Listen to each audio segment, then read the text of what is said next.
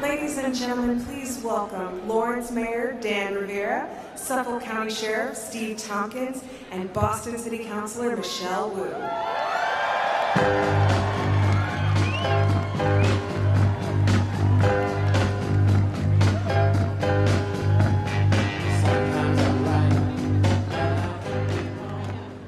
Can you hear us now?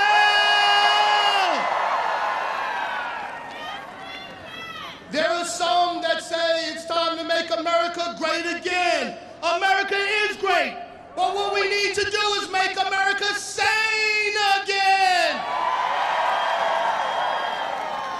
Please welcome our sister, who's battled in the trenches with us, and one heck of a sterling person, City Councilor Michelle Wu!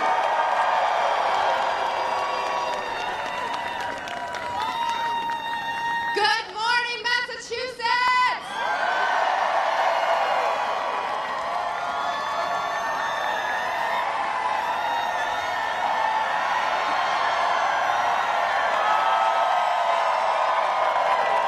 First off, join me in giving a hand to Diana Mealy, our professional sign language interpreter, please.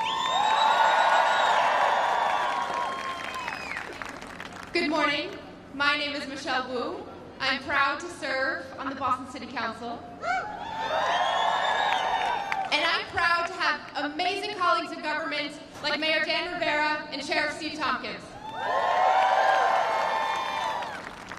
Alongside the mayor and the sheriff, I got my start in politics with Elizabeth Warren.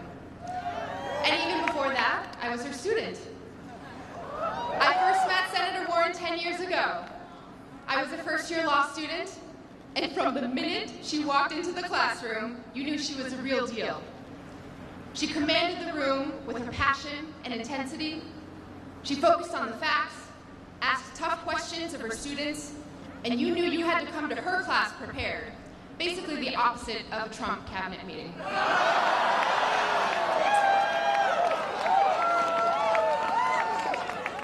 Senator Warren's law classes were why idealistic young people go to law school. I'm part of a legacy of decades of students who will tell you she was the best teacher we ever had. Why did we come away from her classes as better advocates? Because she didn't just teach how to argue a case or issue, but pushed us to dig deeper, not to accept the legal system as it is, but to understand the forces of power and influence that wrote the laws to begin with. We had a teacher who not only equipped her students with the tools to make change and to hold the system accountable, but inspired us with her own example.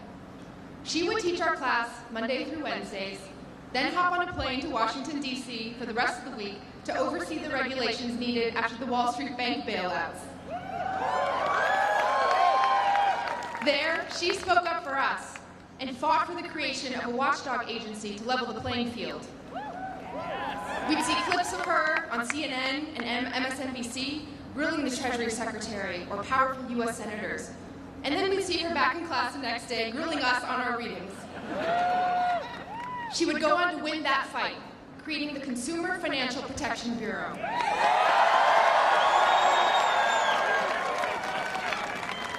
She did this to protect families from being at the mercy of powerful banks. And then when she saw Republicans block any path for her to run the watchdog agency, she wasn't surprised. She knew they tried to rig the system. She'd seen it before, she'd written about it, she'd taught it, and she knew that this was a fight that wouldn't be won easily. But she didn't back down. She geared up for a fight, and she ran for office. When I joined Senator Warren's first campaign, still as a law student, she told me this wouldn't be easy, that she'd be running against the National Republican Party, that unseating an incumbent would be an uphill climb. But she believed in the power of people. She believed that policies focused on people over corporate interests will win voters over. She believed that knocking on doors could overcome whatever advertising they would throw at her on TV. She believed that outworking the field is how you win campaigns. And we did it together. House party by house party, parade by parade, door by door, person by person, building the largest grassroots operation generation this state had ever seen.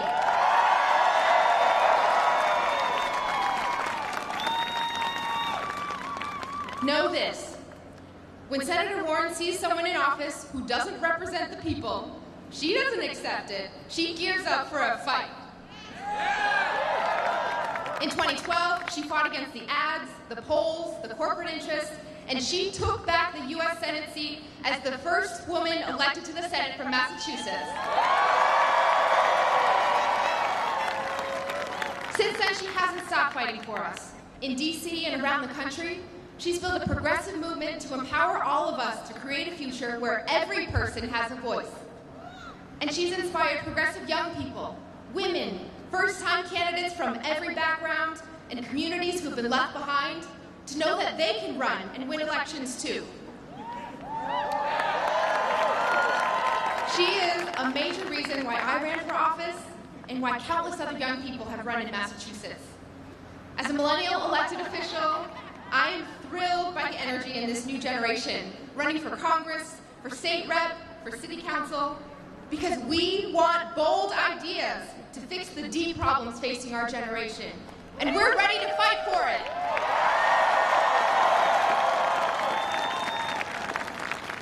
When you look for bold leadership for America, you don't need to look further than right here in Massachusetts to our senator. I'm proud to have been a student of Elizabeth Warren's, to have worked on campaigns for her, to have voted for her, to see her representing us in the halls of power, and like all of us here, I'm excited to be part of the movement she is launching today. I'm excited for the bold ideas that she brings to this race.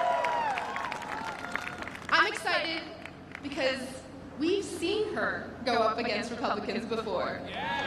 We've seen her start campaigns as the underdog before. We've seen her bring bold ideas that ignite the grassroots before. We've seen her win and then turn her platform into a foundation for changing the system together. I look forward to working with all of you over the next year and a half as we knock Donald Trump out of office.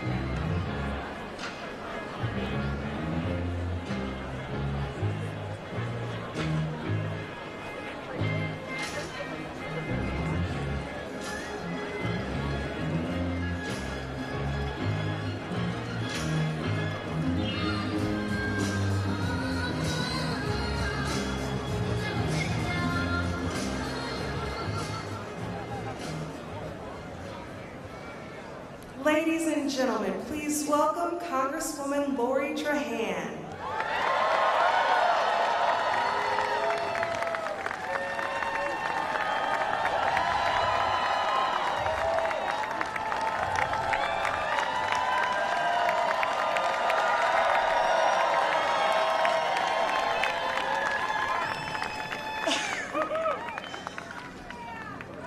Good morning. It is so great to be here with you today in this historic city during these historic times. This wonderful city of Lawrence embodies all our Americans. values: the dignity of work, the contributions that Americans make to our national identity, and most recently, since last September, what it means to pull together as a community during difficult times. The stakes in this presidential campaign could not be higher. The American people and the world are watching to make sure we get it right. It is critical that we elect a president who acknowledges the fact that while this economy might be working well for the wealthiest amongst us, the vast majority of hardworking Americans are being locked out of opportunity to earn a fair living and support their families. I know this struggle well. I grew up in a working class family right down the road in Lowell. My dad was a union iron worker, son of Portuguese immigrants.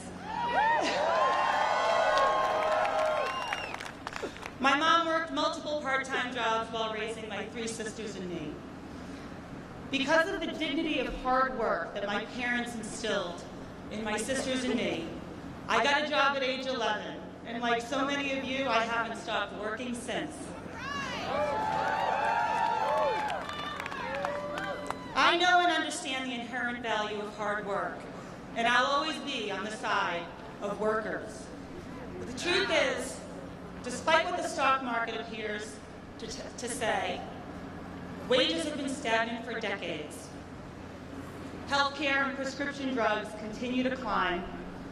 The gender pay gap persists across industries. And more young people than ever before are being crushed under student loan debt, limiting their options from the moment they graduate. It is so clear to me that we need to fundamentally reorient our economy around helping hardworking families like yours, like the one I grew up in. And to do this, we need a champion in the White House. We need a champion like Elizabeth Warren. Elizabeth will put her finger on the scale for working families, not banks, not multinational corporations, and not those who can afford to give millions of dollars to political candidates. It is my honor to be here today to support Elizabeth because she has fought for working class families her entire career. Elizabeth Warren has been fighting unapologetically against the status quo to advance a progressive agenda for workers and for women, long before she got to the United States Senate.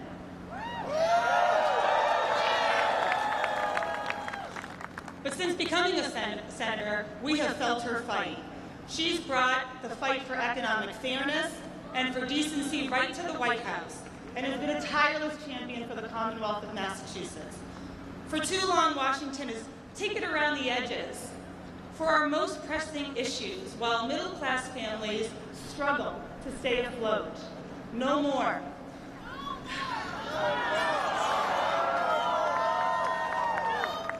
We could count on a President Warren to wake up each and every day and put the needs of the American people at the forefront of our policy debates and enact real, enduring, and significant change. Elizabeth has proven time and again that she is up to this challenge, and I am proud to be with her in this fight.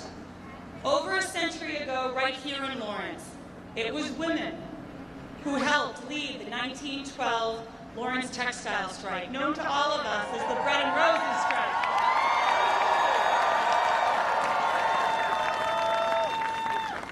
Historians look back at this event and all agree it not only represented a tipping point for mill workers in Lawrence and New England, but for the entire labor movement across the United States.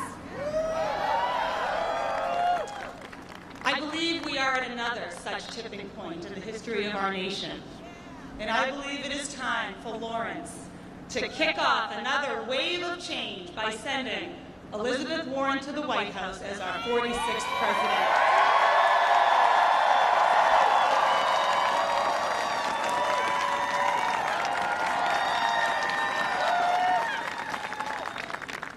a lineup here today, but I have the distinct honor of introducing another champion for working people, a giant in Massachusetts politics that never shies away from a worthy fight. In fact, he proved that to us this week by his leadership in the Senate to make sure we have a new Green Deal in this country. I have the pleasure of serving alongside him in the United States Congress. Please join me in welcoming Senator Ed Markey.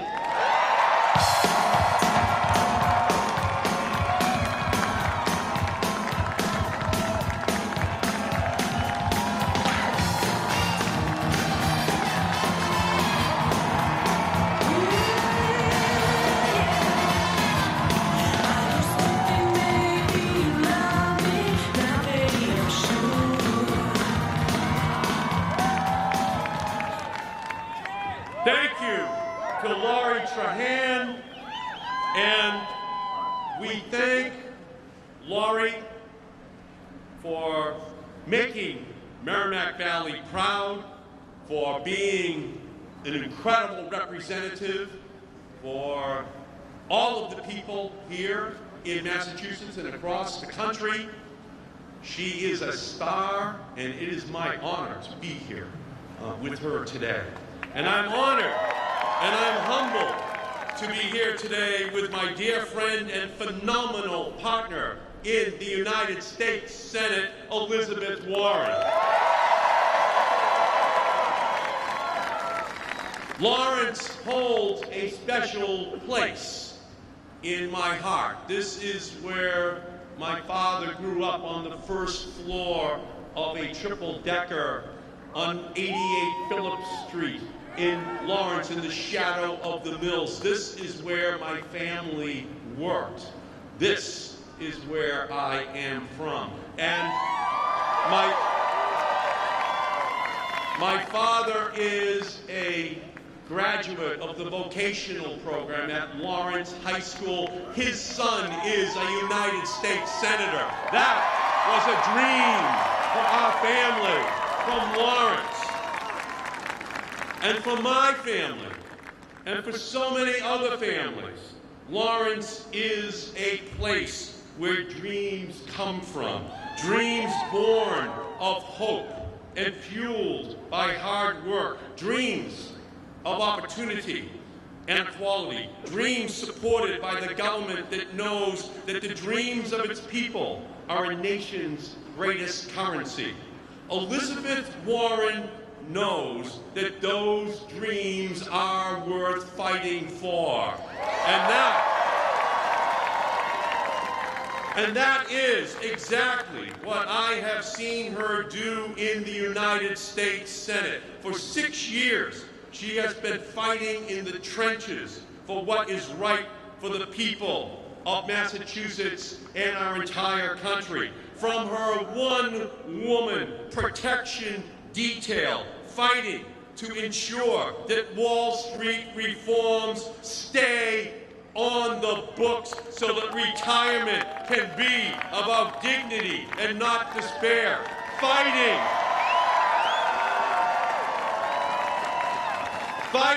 to raise the minimum wage so that no one working 40 hours a week still lives in poverty.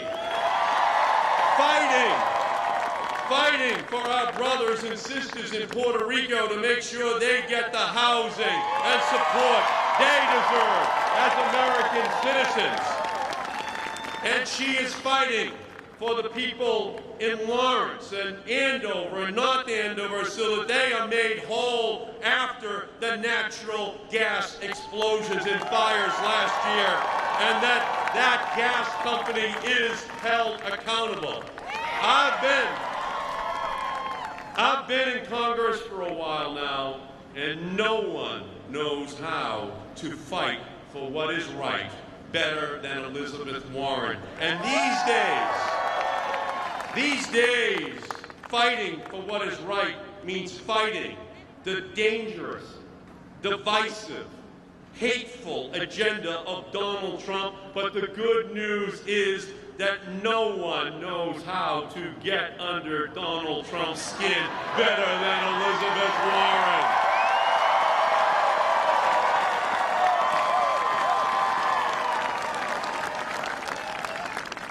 Donald Trump may have his tweets, but Elizabeth Warren has her peeps. We will always have her back because she will always have our back when she is in the White House. So she knows that this country is not about what one man can tear asunder, but what millions of people can build up together. And that true leadership is not about the beliefs you tear down, but about the dreams that you build up. Elizabeth knows it was the dream of fair treatment and a safe workplace in Lawrence that moved the mill workers to strike in 1912 and demand protections. She knows that it is a dream of a good job and a quality education that brings our immigrants to our shores, and that our democracy is stronger for those immigrants coming to our country. She knows that it is a dream of a college education and affordable health care that drives a single mother to work 2 jobs, take night classes, and count pennies. And she knows that it is the job of government to support the dreams of every man, woman, and child in this country so that their dreams can come true. And that is why I am here today. And that is why we believe in Elizabeth Warren and her dreams for our country. The dream in which women are paid $1 for every man's dollar, and paid family leave is the law of the land, and that universal health care should also mean universal child care and free kindergarten. And there is one more dream that I know all of us agree with. The dream that Elizabeth Warren will be the first female president of the United States of America. And we will make that dream a reality. Elizabeth Warren is as passionate, as brilliant, as effective a legislator with whom I have ever had the honor to serve. We are blessed to have her serving here in Massachusetts. And we will soon have her bring her passion and her brilliance and see her serving in the Oval Office of the White House. That is our dream.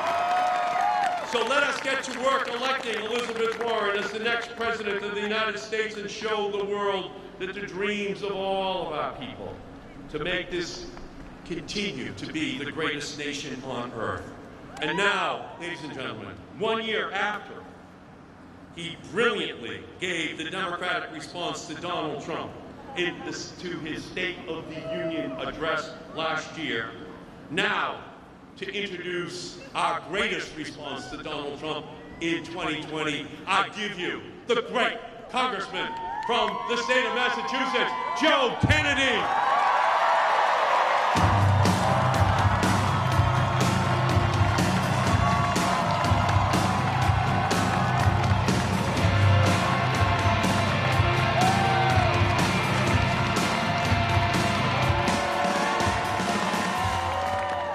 Good morning, everybody. How are we doing? Welcome to sunny and warm Lawrence, Massachusetts. I am so honored and grateful to be with you guys. And I am so thrilled to be able to introduce the next President of the United States, Elizabeth Warren.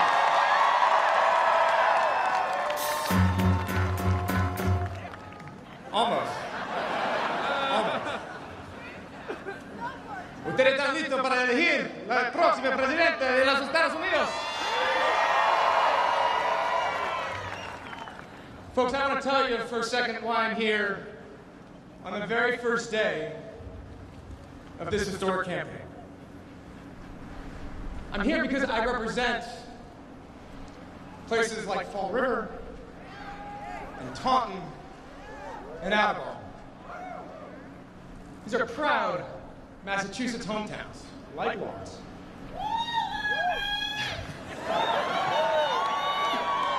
Like Lawrence, where there's a legacy of work, of hard work, and where folks don't ask for much in return, just the ability to take care of the ones that they love, to do right by themselves and their families.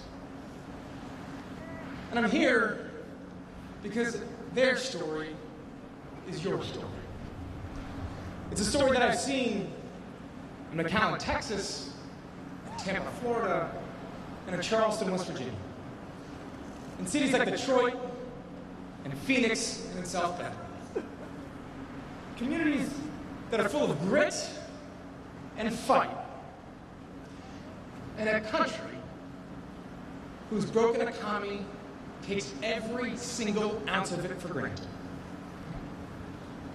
A system that has made it difficult to be middle class, excruciating to be poor, and downright impossible to be poor and black, poor and brown, poor and female, poor and gay, poor and old or sick or addicted.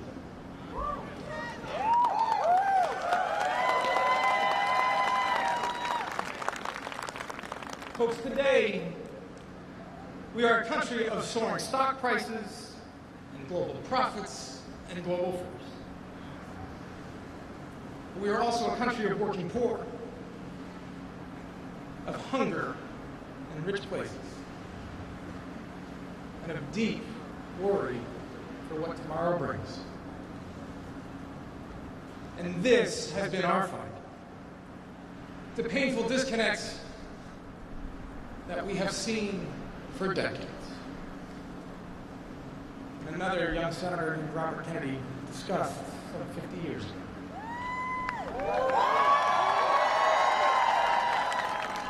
He said, our gross national product, if we judge the United States of America by that, does not allow for the health of our children, the quality of their education, the joy of their play. It measures neither our compassion nor our devotion to our country. It measures everything, in short, except that which makes life worthwhile. And it tells us everything about America, except for why we are proud to be Americans.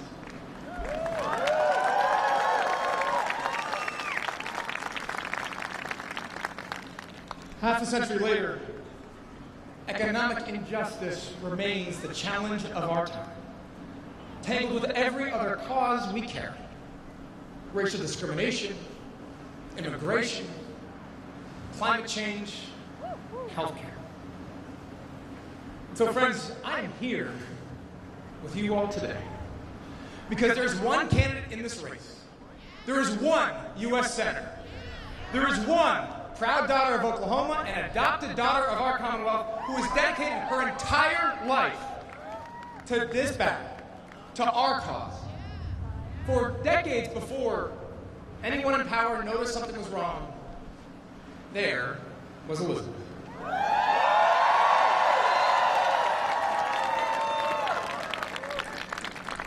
Before most Democrats stood up and said, yes, we passed the Civil Rights Act, and the Fair Labor Standards Act, and the Fair Housing Act, and even Dodd-Frank. But it's not enough. Before there's an editorial every day lamenting about economic inequality, Elizabeth Warren knew that stock prices don't offer a full accounting of our country's economic story. Medical bankruptcies, foreclosures, and paychecks are part of that story too. And the most powerful nation on earth, with the most powerful economy in human history, doesn't have to sacrifice people for progress.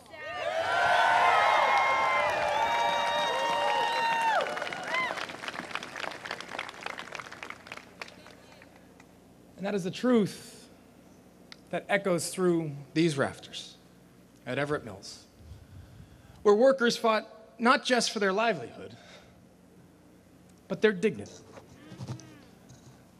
Hearts starve, as well as bodies. Give us bread, but give us roses. Small art and love and beauty, their drudging spirits knew. Yes, it is bread we fight for, but give us roses too. And ladies and gentlemen, that truth is the truth that has anchored Elizabeth Warren's career. I remember asking her years ago, why, of all things on earth, why bankruptcy? Of all the things you could have chosen, why bankruptcy? As a young student might say, why the incredibly complicated, arcane bankruptcy? And her response, because bankruptcy is about how our system treats people after they lose everything.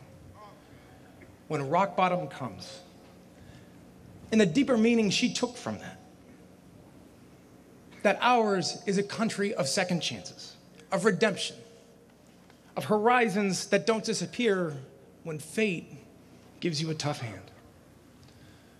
That our national character is not measured by how high those soar, but by how we do when folks are broken, when they are on their knees, when they are empty, and when they want to rise again.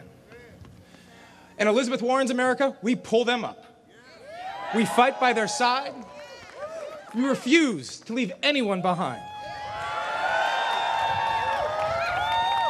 We will not splinter and we will not segregate. We refuse to accept a status quo that tells us that big things are impossible, that progressive dreams unreachable. And we reject a president who tells us that we are each other's enemy.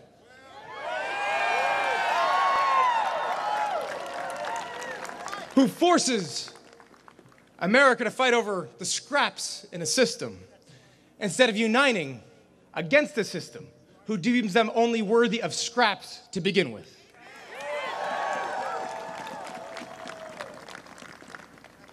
And so I'm here with you today because this country, our country, needs a leader who will restore the solidarity that Donald Trump stole.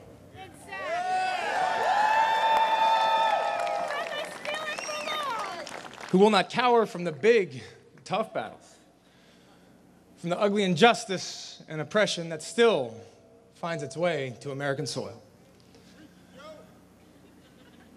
A leader who will bring this country together to take on our greatest threat. A system that protects the powerful and the privileged, while the rest struggle to get by.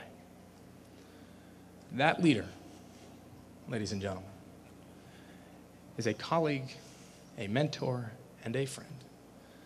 That leader is the next president of the United States. That leader is Elizabeth Warren. Please join me in welcoming the next president of the United States of America, Senator Elizabeth Warren.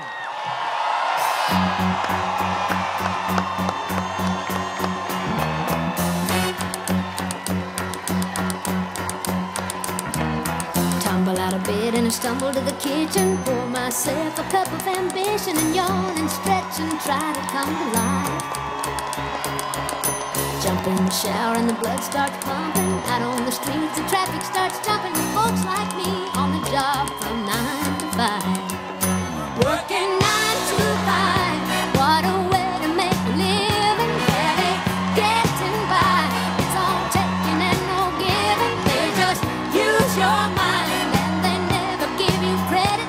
It's enough to drive you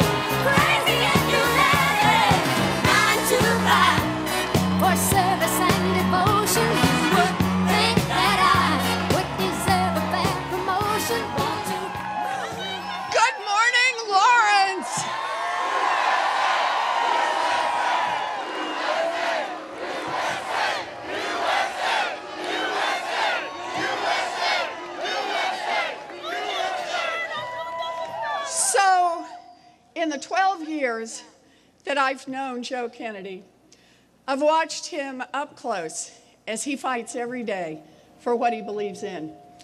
Joe is a good man and a good friend. Thank you for being here today, Joe. Thank you. And thank you to all of our dynamic speakers who've been keeping everybody fired up and everybody warmed up this morning. And thank you to the best partner ever in the United States Senate. He's been fighting for climate change, and now he's fighting for a Green New Deal, Ed Markey. Let's re-elect him to the Senate next year. And thank you to a woman who is now making her own way in the halls of Congress, Congresswoman Trahan. And thank you to Councilor Michelle Wu, to Sheriff Steve Tompkins, to Mayor Danny Rivera, great leaders and longtime friends. And thank you to Karen Spilka and to colleagues in the State House and other local leaders, all of whom are with us here today. Thank you. And most of all, thank you. Thank you to everyone. I love you too. Thank you to everyone who's traveled here to Lawrence. I am deeply grateful that you came here on a cold and blustery day to be part of this announcement. Thank you. Thank you. So, I want to tell you a story. A little over 100 years ago, textile mills in Lawrence, like the ones behind us today, employed tens of thousands of people. Immigrants flocked here, think about this, from more than 50 countries for a chance to work in these looms. Lawrence was one of the centers of American industry. Yeah, business was booming. The guys at the top were doing great. But workers made so little money that families were forced to crowd together in dangerous tenements, and many lived on beans and scraps of bread. Inside the mills, working conditions were horrible. Children were forced to operate dangerous equipment. Workers lost hands and arms and legs in the gears of machines. 1 out of every 3 adult mill workers died by the time they were 25. And then, on January 11th, 1912, a group of women who worked right here at the Everett Mill discovered that their bosses had cut their pay. And that was it. The women said, "Enough is enough."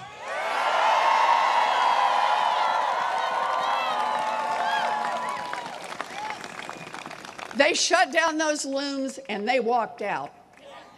And soon, workers walked out at another mill in town, and then another, and then another, until 20,000 textile workers across Lawrence were on strike. Now, these workers, led by women, didn't have much. They didn't even have a common language. Nevertheless, they persisted.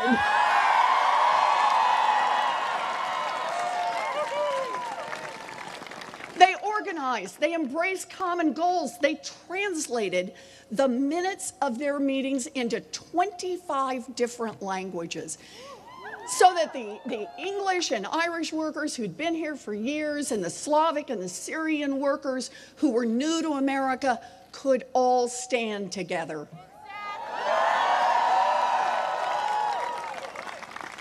Now, they hammered out their demands: fair wages, overtime pay, and the right to join a union.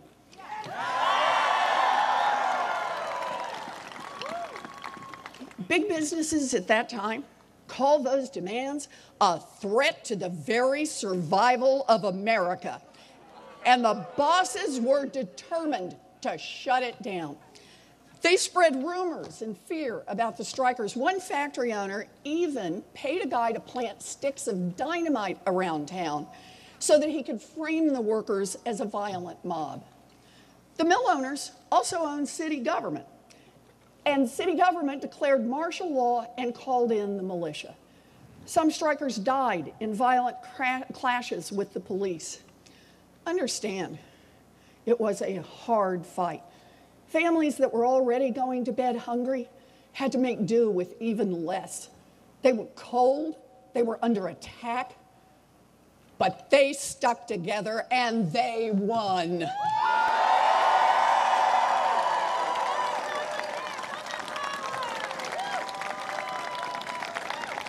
Higher wages, overtime pay, everybody back at work.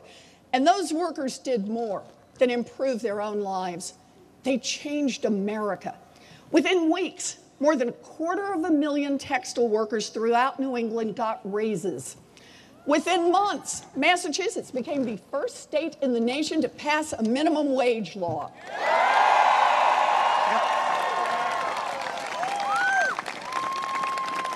And today, there are no children working in factories. We have a national minimum wage and national worker safety laws. Workers get paid overtime, and we now have a 40-hour week. That's right, that's right. Because of the workers right here in Lawrence and all across the country, we have weekends.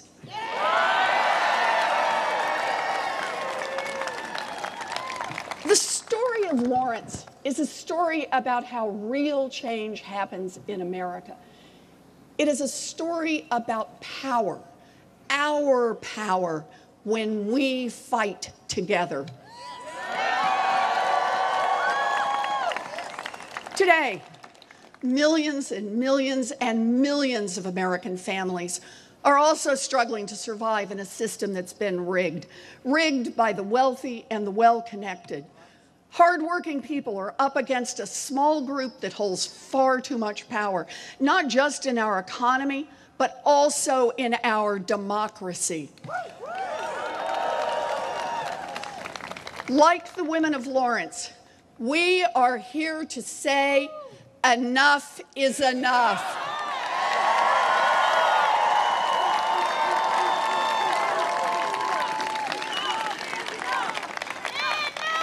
We are here to take on a fight that will shape our lives, our children's lives, and our grandchildren's lives, just as surely as the fight that began in these streets more than a century ago.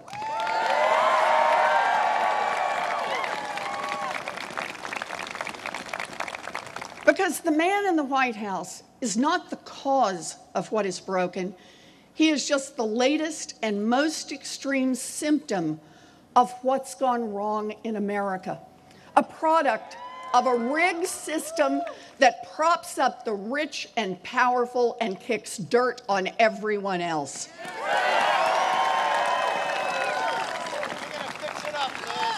So once he's gone, we can't pretend that none of this ever happened. It won't be enough just to undo the terrible acts of this administration. We can't afford just to tinker around the edges, a tax credit here, a regulation there.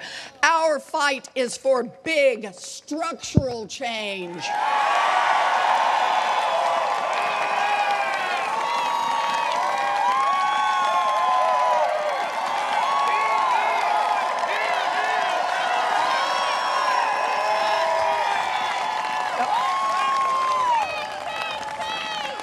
This is the fight of our lives, the fight to build an America where dreams are possible, an America that works for everyone.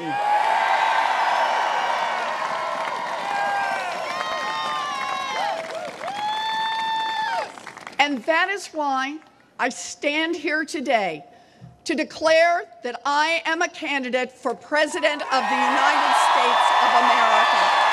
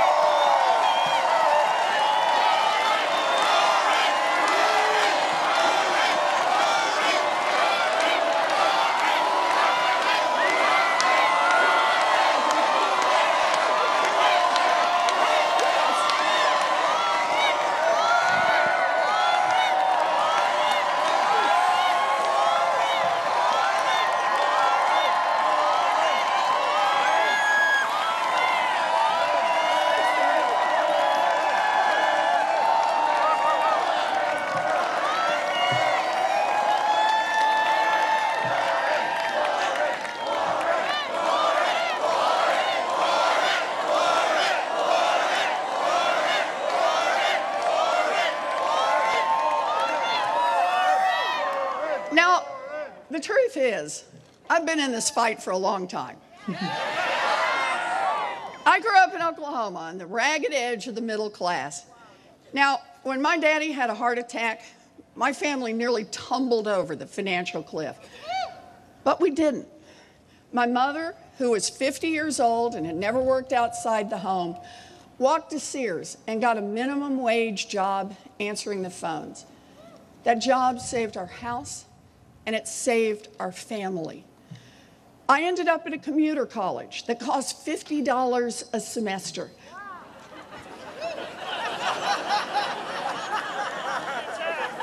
But think about it. That is how the daughter of a janitor managed to become a public school teacher, a law professor, and a United States Senator. I believe in an America of opportunity.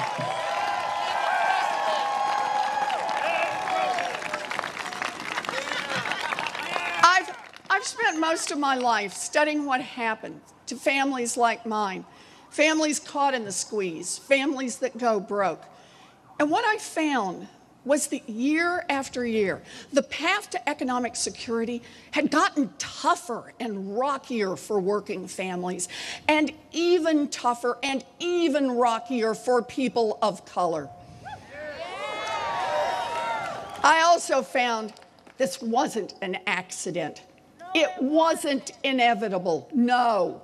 Over the years, America's middle class has been deliberately hollowed out, and families of color have been systematically discriminated against and denied their chance to build some security.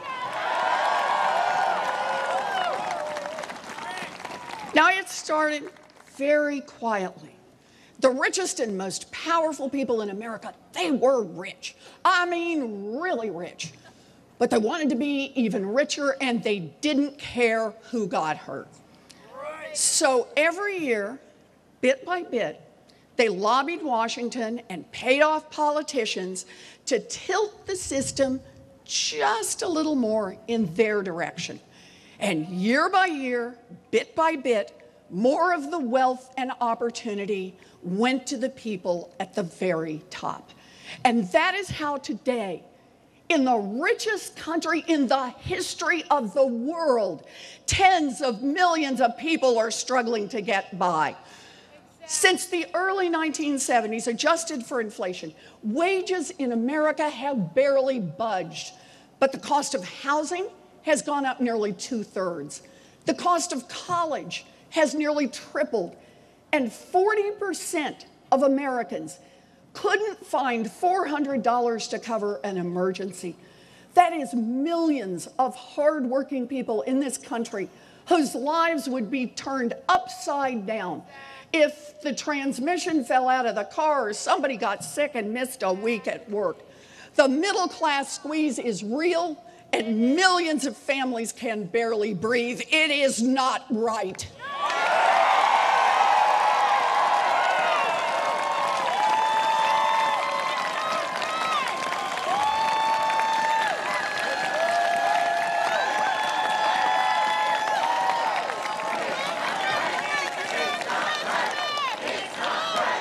It's not right.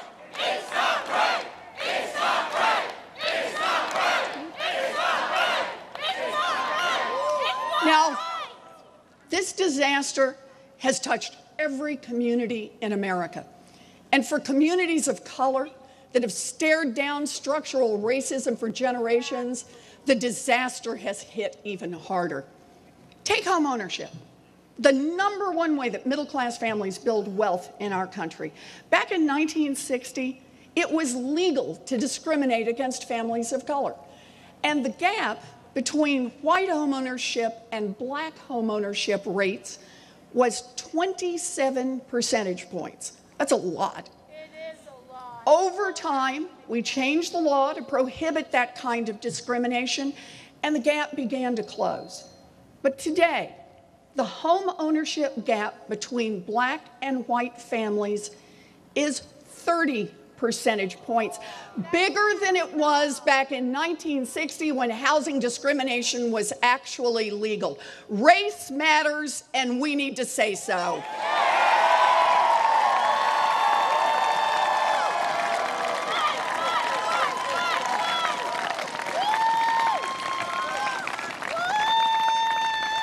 can't be blind to the fact that the rules in our country have been rigged against other people for a long time. Women, LGBTQ Americans, Latinos, Native Americans, immigrants, people with disabilities, and we need to call it out.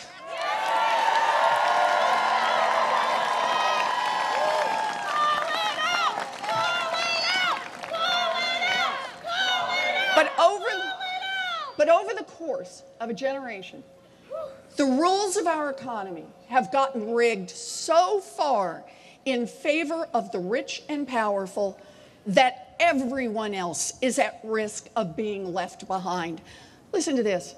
In the 1940s, 90% of all kids were destined to do better than their parents. By the 1980s, the odds had slipped to 50-50. And now, we could be the first generation in American history where more kids do worse than their parents. And meanwhile, the rich and powerful seem to break the rules and pay no price. No matter what they do, they grow richer and more powerful. Bailouts for bankers that cheat, tax cuts for companies that scam, subsidies for corporations that pollute. That's what a rigged system looks like. Too little accountability for the rich, too little opportunity for everyone else.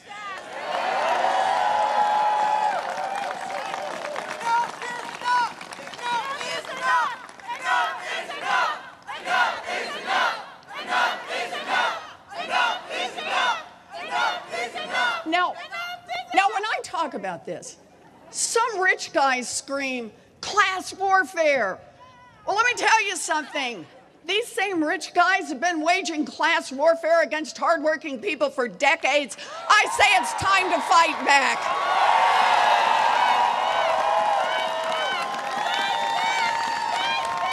Yep. To protect their economic advantages, the rich and powerful have rigged our political systems as well. They bought off and bullied politicians in both parties to make sure that Washington is always on their side. Some of them have even tried to buy their way into public office. So today, our government works just great for oil companies, defense contractors, great for private prisons, great for Wall Street banks and hedge funds. It's just not working for anyone else.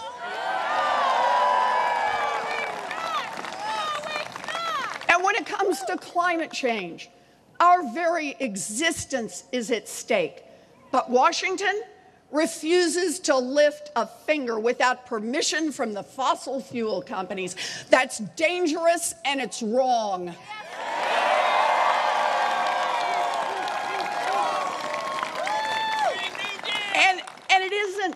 And it isn't just climate change. Look at any other major issue in America. Gun violence, student loan debt, the crushing cost of health care, mistreatment of our veterans, a broken criminal justice system, an immigration system that lacks common sense and under this administration lacks a conscience.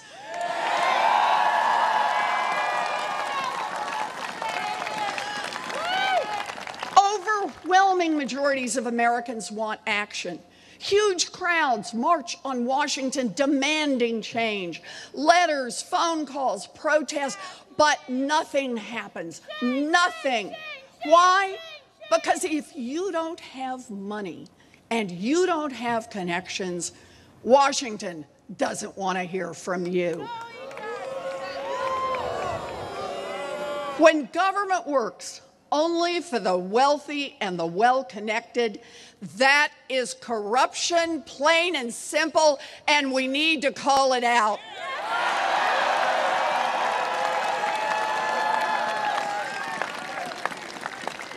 Corruption is a cancer on our democracy, and we will get rid of it only with strong medicine, with real structural reform. Our fight is to change the rules so that our government, our economy, and our democracy work for everyone. And I want to be crystal clear about exactly what I mean when I say that. First, we need to change the rules to clean up Washington, end the corruption. Now, we all know the Trump administration is the most corrupt in living memory. But even after Trump is gone, it won't do just to do a better job of running a broken system. We need to take power in Washington away from the wealthy and well-connected and put it back in the hands of the people where it belongs.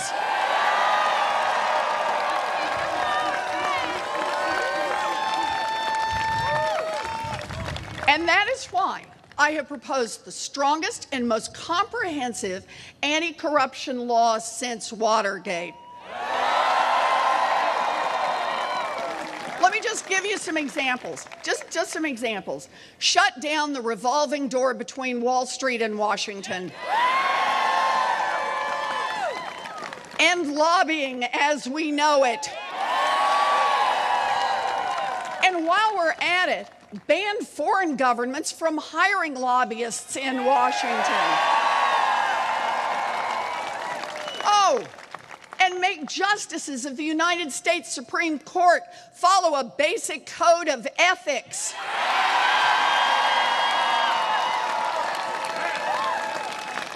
Ban members of Congress from trading stocks. How's that not already illegal? Oh, and just one more. Make every single candidate for federal office put their taxes online. I've done it.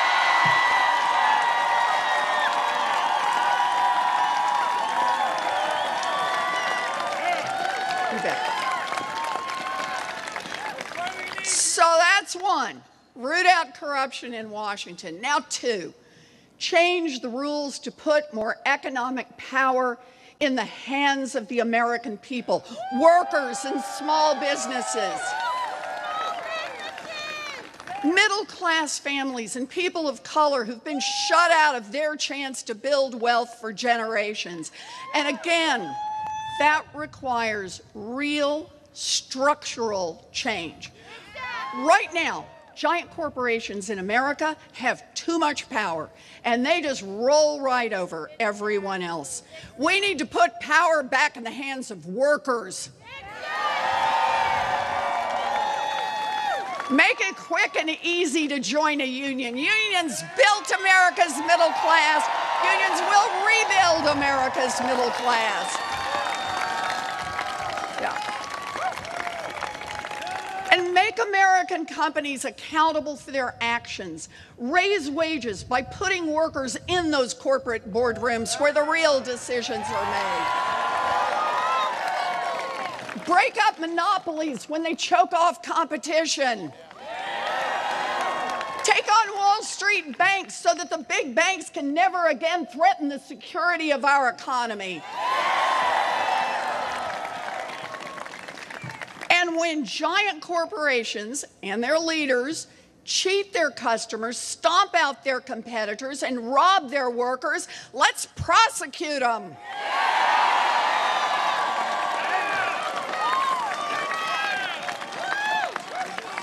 You know, and one more thing. I am tired of hearing that we can't afford to make real investments in childcare, college, and Medicare for all.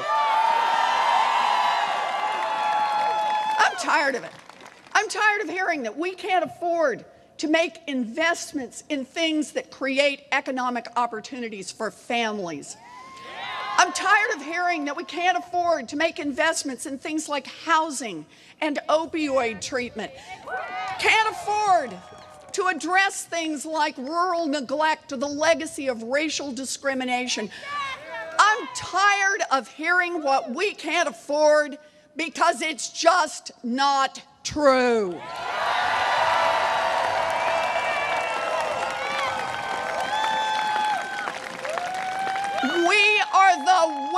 greatest nation in the history of the world. Of course we can afford these investments. But we need a government that makes different choices, choices that reflect our values. Stop handing out enormous tax giveaways to rich people and giant corporations. Stop refusing to invest in our children. Stop stalling on spending money, real money, on infrastructure and clean energy and a Green New Deal.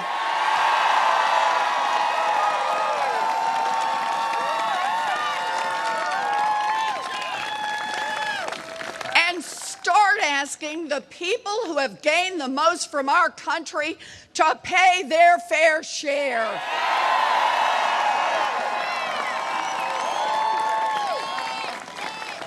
And that includes real tax reform in this country.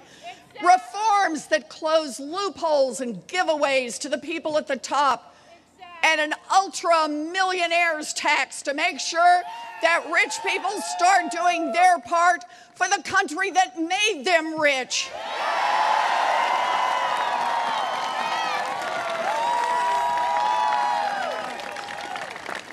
Okay. So that's one, clean up Washington. That's two, change the rules in our economy. And now three, change the rules to strengthen our democracy.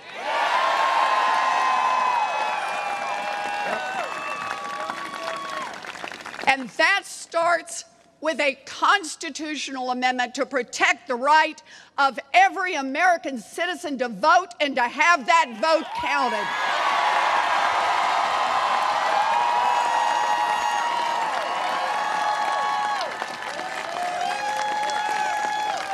Oh, and that's just the beginning. Overturn every single voter suppression rule that racist politicians use to steal votes from people of color.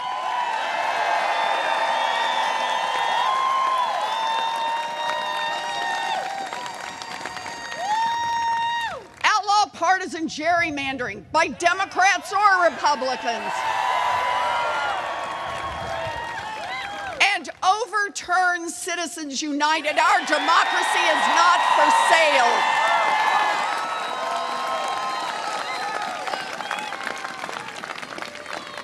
And by the way, if we truly believe that, then we also need to end the unwritten rule of politics that says that anyone who wants to run for office has to start by sucking up to a bunch of rich donors on Wall Street and powerful insiders in Washington. So, I'm opting out of that rule. I'm not taking a dime of PAC money in this campaign.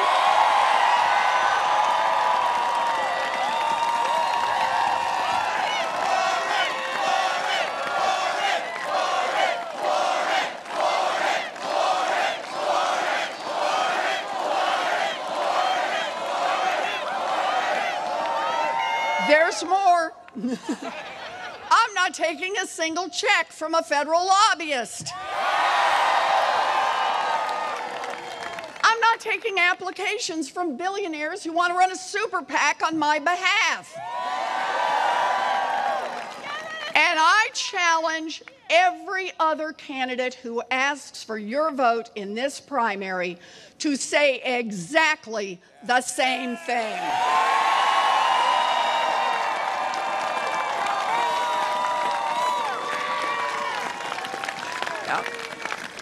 So, it's not just elections.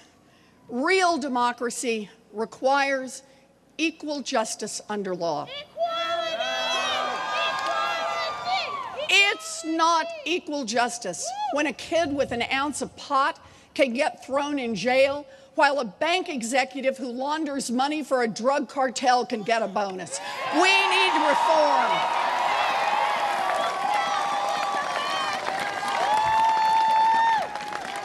It's not equal justice when, for the exact same crimes. African Americans are more likely than whites to be arrested, more likely to be charged, more likely to be convicted, and more likely to be sentenced. Yes, we need criminal justice reform, and we need it now.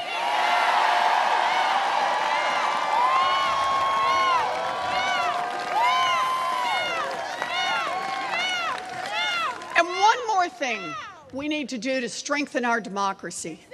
We must not allow those with power to weaponize hatred and bigotry to divide us.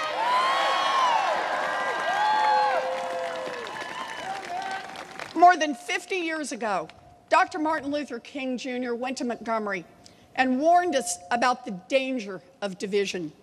He talked about how bigotry and race baiting are used to keep black Americans divided from white Americans so that rich Americans can keep picking all their pockets. That playbook has been around forever. Whether it's white people against black people, straight people against gay people, middle-class families against new immigrant families, the story is the same. The rich and powerful use fear to divide us. We're done with that.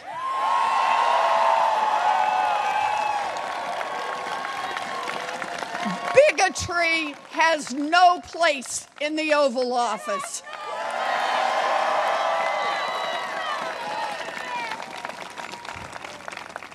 This is who we are. We come from different backgrounds, different religions, different languages, different experiences. We have different dreams. We are passionate about different issues, and we feel the urgency of this moment in different ways. But today, we come together, ready to raise our voices together until this fight is won.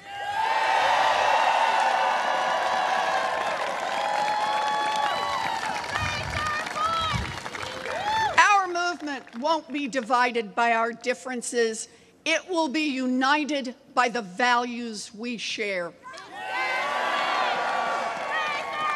We all want a country where everyone, not just the wealthy, everyone can take care of their families. We all want a country where every American, not just the ones who hire armies of lobbyists and lawyers, everyone can participate in democracy.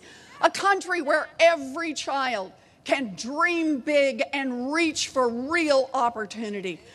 And we are in the fight to build an America that works for everyone.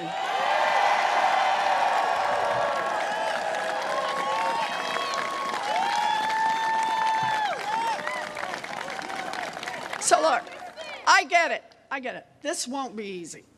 Now, there are a lot of people out there with money and power and armies of lobbyists and lawyers.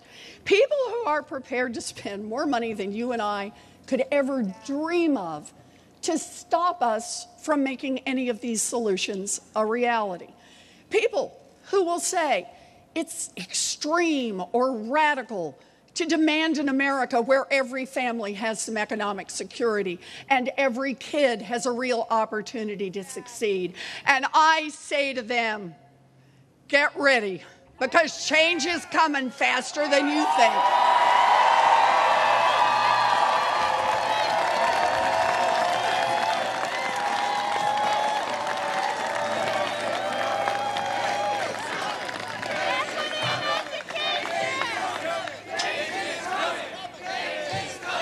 Yeah, look, this kind of fundamental change will be hard. A lot of people, including some of our friends, will tell us it's going to be so hard it isn't even worth trying. But we will not give up. I want to tell you one last story. So when I was home with my first baby, I got this notion that I would go to law school. Now, it was a crazy idea, but I persisted. And it took me some time, but eventually I figured out the admissions tests and the applications, and I worked out how to pay my tuition, and I mapped out the 45-minute commute to the campus. And weeks out, I had just one thing left on my checklist: childcare. My daughter Amelia was nearly 2 years old, and I looked for childcare. I looked everywhere. I struck out over and over and over. So we're down to the weekend before law school was supposed to start, and I finally found this small place with a cheerful teacher and a nice little play area, and nothing smelled funny, and I could afford it. But the place would only take children who were dependably potty trained. So I looked over at Amelia.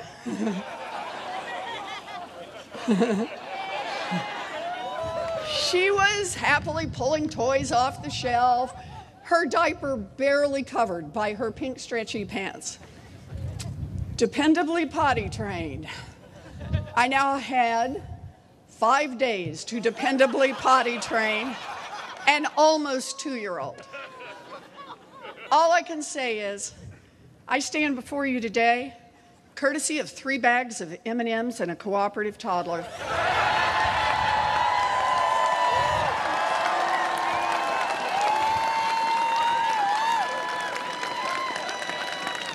And since that day, I've never let anyone tell me that anything is too hard.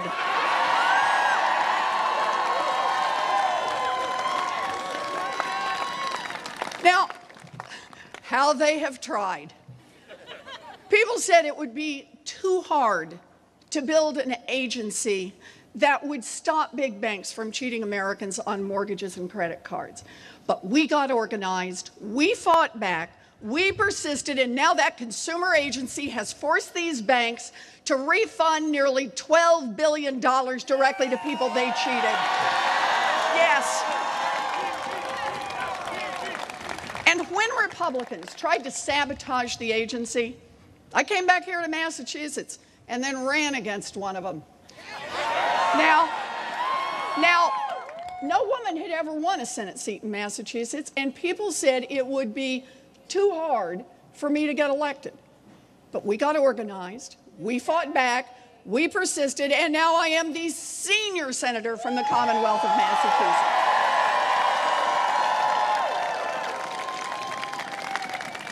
So no, I am not afraid of a fight, not even a hard fight. When the women of Everett Mills walked out from their machines and out into that cold January air all those years ago, they knew it wouldn't be easy. But they also knew what was at stake for themselves and their families. And they weren't going to let anyone tell them it was too hard. Doubters told the abolitionists, it's too hard. Skeptics told the suffragettes, it's too hard. Cynics told the trust busters, it's too hard. Naysayers told the foot soldiers of the civil rights movement, it's just too hard.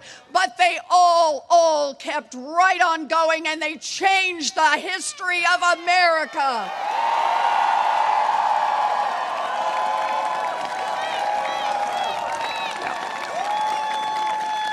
And sure, there'll be plenty of doubters and cowards and armchair critics this time around. But we learned a long time ago, you don't get what you don't fight for. We are in this fight for our lives, for our children, for our planet, for our futures, and we will not turn back.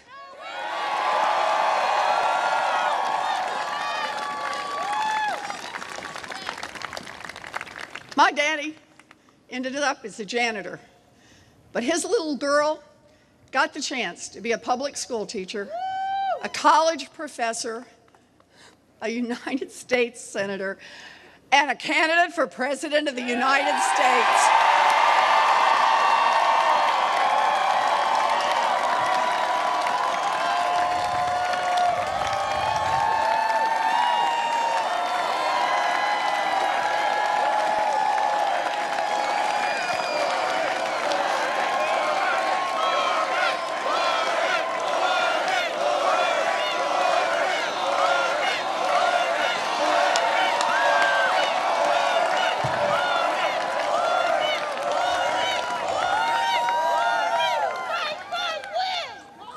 grateful all the way to my bones. Grateful and determined. So here's the promise I make to you today. I will fight my heart out so that every kid in America can have the same opportunity I had, a fighting chance to build something real. I will never give up on you or on your children and their future. I am in this fight all the way.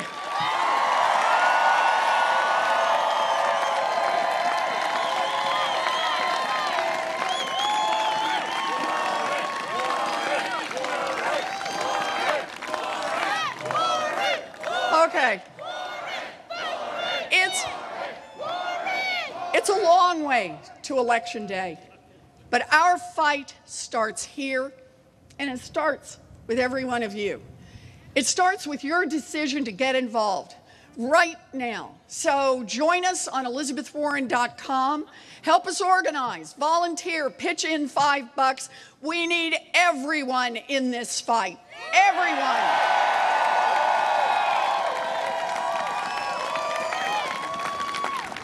The textile workers here in Lawrence, more than 100 years ago, won their fight because they refused to be divided.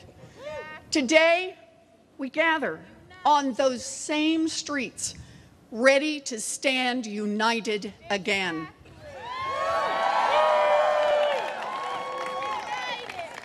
This is our moment in history, the moment we are called to. This is our moment to dream big, fight hard, and win.